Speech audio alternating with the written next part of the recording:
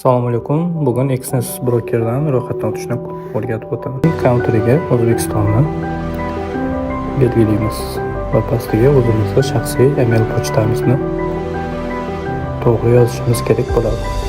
Va yozib bo'lingandan so'ng pastiga password yaratamiz. Ya'ni katta harf va kichkina harflardan va son va qandaydir predmetni qo'shib qo'yishingiz kerak bo'ladi. Masalan, dollar belgisini va hammasi yashil yongandan so'ng pastdagi submit tugmasini bosamiz va real account ustiga bosamiz pastdagi safga. Va bu yerga o'zimizni boshida yozgan email pochtamiz va o'zimiz yaratgan parolni kiritishimiz kerak bo'ladi.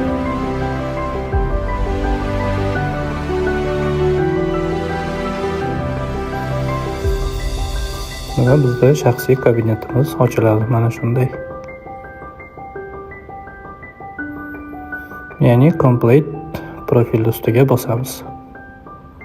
Ya'ni email pochtamizni, telefon raqamimizni va yashash manzilimizni tasdiqlashimiz kerak bo'ladi. Get start now ustiga bosamiz. Ya'ni email pochtamizga kod yuborildi. Ushbu 6 xonali kodni bu yerga yozishimiz kerak bo'ladi. Pochtamizga o'zi Exceldan xabar keladi, kod va tasdiqlandi va pastdagisi o'zimiz foydalanadigan aktivni telefon raqamimizni kiritamiz.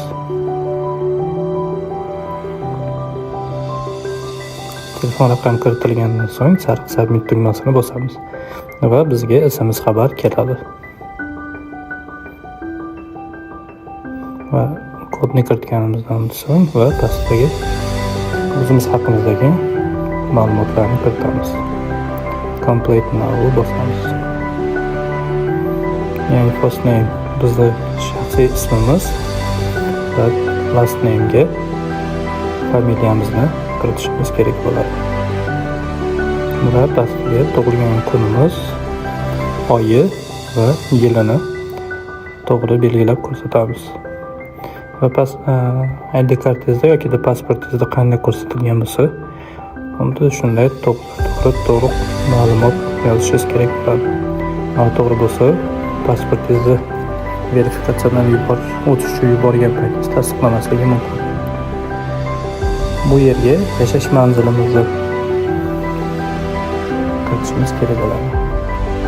Shahringiz va tuman yoki viloyatini yozasiz va uy manzilini yozishingiz kerak bo'ladi. Bu yerga pastiga ayol kishi bo'lsangiz female, erkak kishi bo'lsangiz male deb belgilaysiz.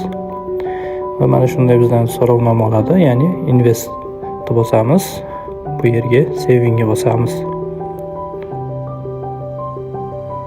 Bu yerga education ni belgilasak bo'ladi.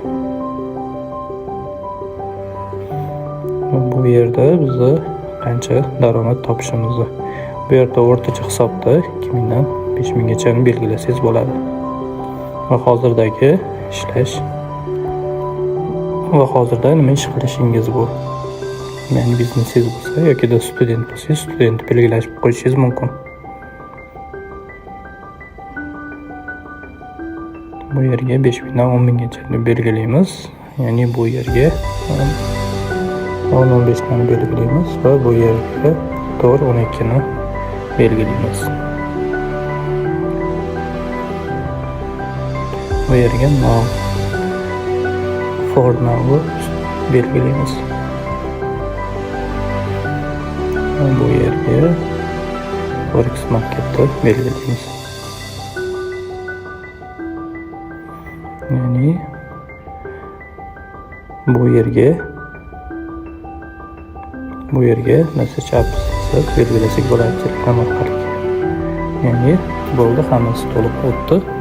Ustiga bosamiz va shaxsiy dokumentimizni yuboramiz. Upload document ustiga bosamiz.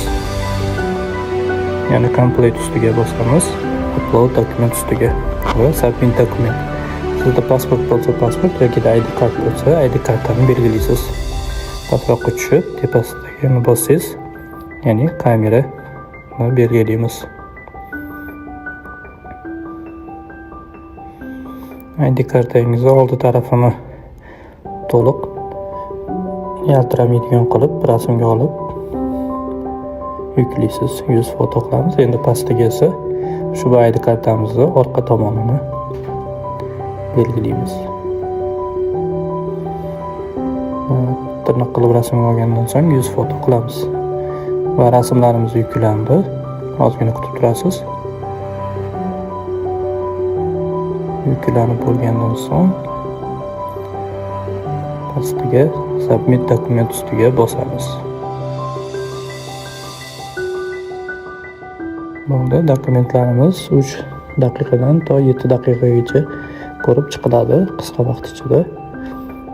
Agarda tasdiqlansa, sizning email pochtangizga successful verification deb keladi. Agar tasdiqlanmasa, rejected verification deb keladi xabar. Va yana reject bergan bo'lsa, yana shu amalni qayta bajarishingiz kerak bo'ladi. Verifikatsiyadan o'tgandan so'ng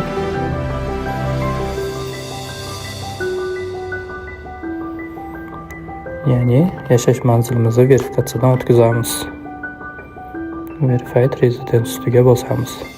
Mygo'dan olingan doimiy yashash manzil hujjatini yuborsangiz ham bo'ladi yoki haydovchilik guvohnomangiz bo'lsa, uni ham rasmga olib yuborsangiz bo'ladi. Chunki haydovchilik guvohnomasida yashash manzilingiz yozib to'liq ko'rsatilgan. Dokument yuklab bo'lgandan so'ng buni ham jo'natamiz.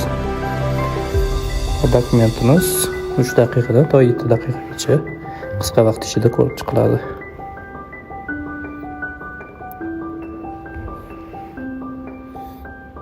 Yigirma 24 soat ichida sizga baribir xabar keladi email pochtangizga. Mana to'liq verifikatsiyadan o'tdik. Endi bank akkaunt orqali depozit qilishni ko'rsatib o'taman.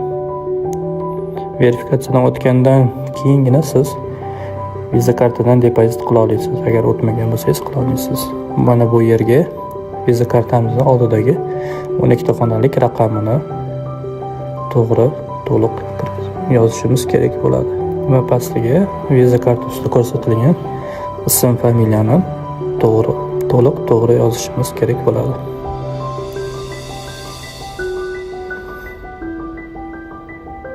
Va pastiga Visa kartani amal qilish muddati, kuni va oyini belgilaymiz. CVV ga esa Visa kartani orqasidagi 3 xonali raqamni yozamiz. Va qancha miqdorda depozit qilmoqchi bo'lsak belgilaymiz. Men $10 deb belgiladim. Ustiga bosamiz. Ya'ni Visa karta ulangan telefon raqamiga SMS keladi. Ushbu SMS raqamni подтвердить qilamiz.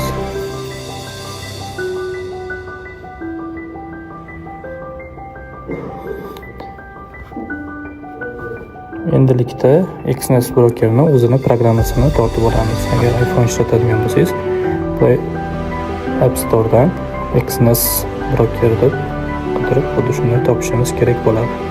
Agar Android ishlatadigan bo'lsangiz, Play Marketda ham xuddi shunday Xness deb yozsangiz, shu programma chiqadi. Tortib olganimizdan so'ng ustiga bosamiz va mana shunday ko'rinishda bo'ladi. Hammasiga allow, ya'ni razрешить deb bosamiz. Bu yerga o'zimiz boshida kiritgan shaxsiy email pochtamiz va pastiga o'zimiz yaratgan parolni kiritamiz shaxsiy kabinetimizga kirish uchun.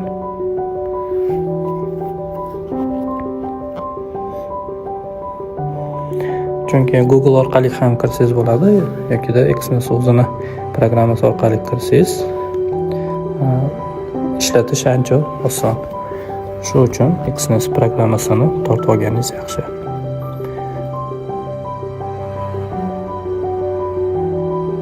Email pochtamizni va o'zimiz yaratgan parolni to'g'ri yozganimizdan so'ng sariq ustiga bosamiz. Va kirish uchun o'zimiz uchun qulay bo'lgan parol kiritib qo'yamiz.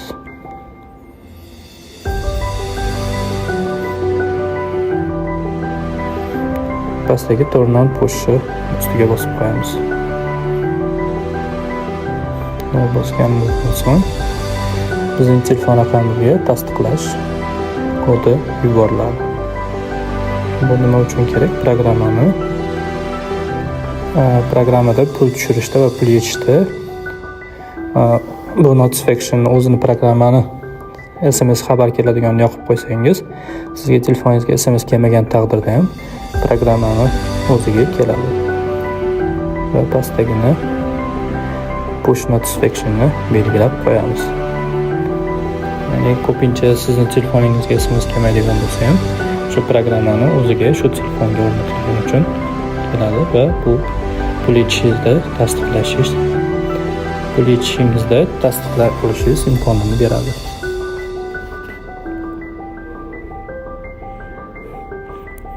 Biz $10 depozit qilgandik. Mana akkauntimizda $10 turibdi. Endi bu akkauntni qanaqa qilib MetaTrader 5 ga ulashni ko'rsatib o'taman. Uchta chiziqchaga bosamiz va settingga tomondagi settingga o'tamiz va bu yerda loginimiz va serverimizni qaysi serverdaligini ko'rishimiz mumkin. Programmalar bo'limiga kirib, ya'ni MT5 deb yozamiz. Menda oldindan yuklab olingan va yuklab olishingiz kerak. Yuklab bo'lgandan so'ng ochasiz. Xuddi shunday ko'rinishda bo'ladi. Va pastdagi burchakdagi setting tugmasiga bosamiz. Va yuqoridagi settingni pastiga bosishimiz kerak bo'ladi. Chunki bu yerdan biz brokerlarni qidiramiz. Va plus tugmasini bosamiz va enter company or server name ga XNES'da server qanday yozilgan bo'lsa, mana shu server raqamini kopiya qilib topsangiz bo'ladi. Agarda serverni noto'g'ri topadigan bo'lsangiz ham login parollaringiz to'g'ri bo'lgani bilan kirmaydi. Chunki har bir server har bir login parol uchun, akkaunt uchun amal qiladi. Mana topib oldik. Ya'ni login raqamini kiritamiz. Bu yerdan hamma serverlar bor. Sizda ko'rsatilgan bilan bir xil qilib belgilab olishingiz kerak bo'ladi. XNES MetaTrader Real 3.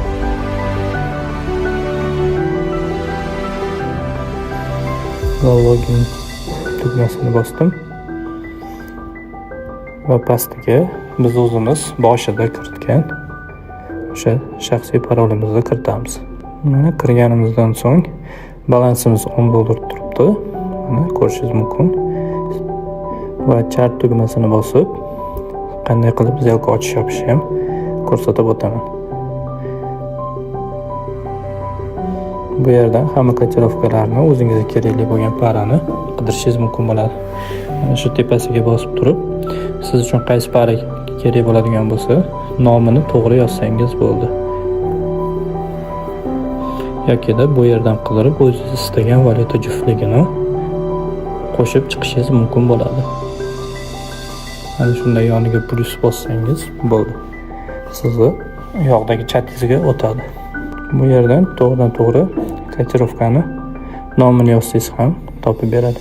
Agar oldin qo'shib bo'lgan bo'lsangiz, chiqmaydi.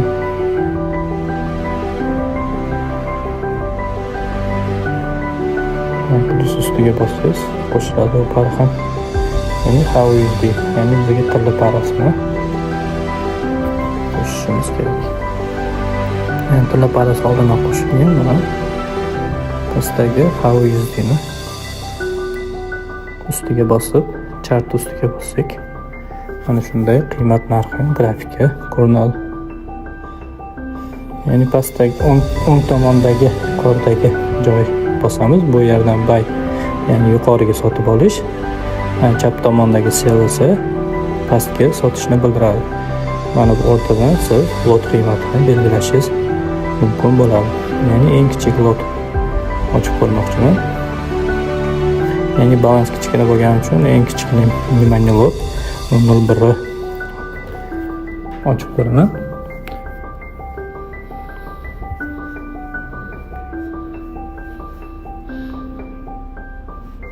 Bosib ko'rdim. Ochilmadi, chunki bunga sabab balans kichkina, balansga nisbatan lot kichkina, eng kichkinasi bo'lgani bilan, ya'ni плечо, kreditni плечо yetmayapti. Kreditni плечоni pastga qirib, leverage bo'limiga o'tib o'zgartiraman. Ya'ni menda 1000 1 ga 2000 turibdi. Uni o'zgartirdim. Mana endi $10 ga nisbatan eng kichkina minimal lot ocha olaman.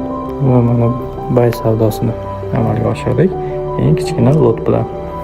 Mana shunday сделка ochilgandan so'ng xuddi shu holatda bo'ladi. Ya'ni qizilda ko'rinib turgani, ya'ni bu hozirgi holatga nisbatan qancha minusdaligi. Yashil bo'lsa qancha plusdaligini ko'rishingiz mumkin bo'ladi. Va сделка yopishni ham hozir ko'rsatib o'taman.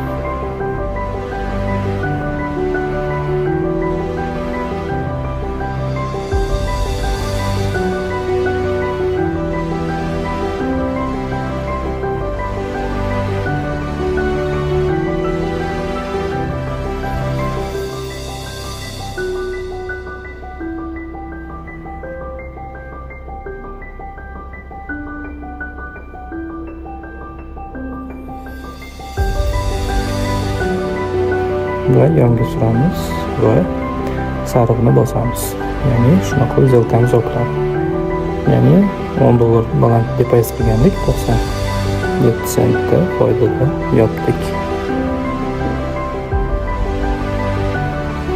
Endi bu kiritilgan balansni yetishini ko'rsatib o'taman. Ya'ni bizga Xnes programmasiga kirib olamiz.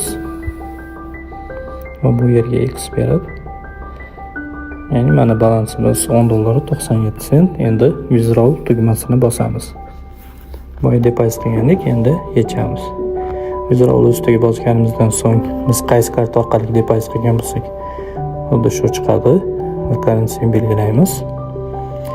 Va dastlab qancha depozit qilgan bo'lsak, birinchi o'sha mablag'ni necha olamiz. Ya'ni birdan $100 qilgan bo'lsak, foydani yechish uchun $10 foyda qilgan bo'lsak, 101 birdaniga to'liq yecha olmaymiz. Birinchi qilgan depozit qilgan summamiz $100 yechib olamiz va qilgan foydamiz $10 yana alohida yechib olamiz. Shu sababli birinchi depozitni qilingan summani yechamiz. $10. Va ortiqcha summa yozadigan bo'lsangiz, bu yechishga ruxsat bermaydi. Birinchi qilingan depozit $10 yozamiz va continue tugmasini bosamiz va confirm tugmasini bosamiz. Bizga telefon raqamimizga SMS xabar kelishi kerak. SMS xabar sizga to'g'ridan to'g'ri kelsa bu yaxshi. Agarda kelmaydigan holat bo'lsa, uni qanday qilib o'zgartirishni ko'rsatib o'taman. Ba'zi holatlarda telefon raqamingizga tasdiqlash kodi kelmasa, bu yerdan chiqib, ya'ni profil pastdagi profilga bosamiz. Va yuqoridagi settingga bosamiz. Mana bu yerdan security system ustiga bosib turib, ya'ni telefon raqamimizni change bosamiz. Ya'ni telefon raqamga emas, programmani o'ziga xabar kelsin. Ya'ni ustiga bosamiz.